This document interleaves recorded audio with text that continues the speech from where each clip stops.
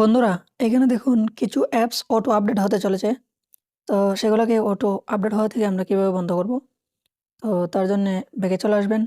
এখান থেকে আপনার ফোনের সেটিং অপশনটি ওপেন করবেন।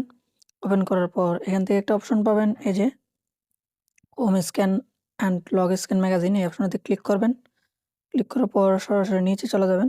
যাওয়ার পর এখান থেকে এই যে অপশনটাতে নিচে এই অপশনটাতে একটা ক্লিক করে দেবেন। দেওয়ার পর এখানে দেখুন একটা অপশন অটো আপডেট অ্যাপ, এই অপশনটা সিলেক্ট করবেন। এখানে সিলেক্ট করার পর যেখানে ডো নট অটো আপডেট এই অপশনটা একটা সিলেক্ট করে দেবেন। সিলেক্ট করার পর কিন্তু এখানে আপনার অটো আপডেট হওয়া বন্ধ হয়ে যাবে।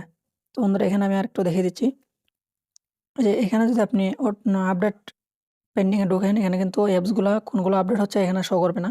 কিন্তু যদি আপনি এই অপশনটাতে ক্লিক করেন তাহলে কিন্তু এখানে শো করবে কোন অ্যাপসগুলো অটো আপডেট হয়ে যাচ্ছে। কিন্তু যদি আপনি ওইখানে ওই অপশনটা চালু করে দেন তাহলে কিন্তু এই যে এই অপশনটা চালু করার পর কিন্তু অ্যাপসগুলো অটো আপডেট হবে না। জাস্ট এরকম শুধু ঘুরতেই থাকবে, আপডেট হবে না। তো বন্ধুরা, আশা করি বুঝতে পেরেছেন। যদি ভিডিওটি ভালো লাগে অবশ্যই লাইক করবেন এবং চ্যানেলটিকে সাবস্ক্রাইব করে দেবেন। ভিডিওটি শেষ পর্যন্ত দেখার জন্য ধন্যবাদ।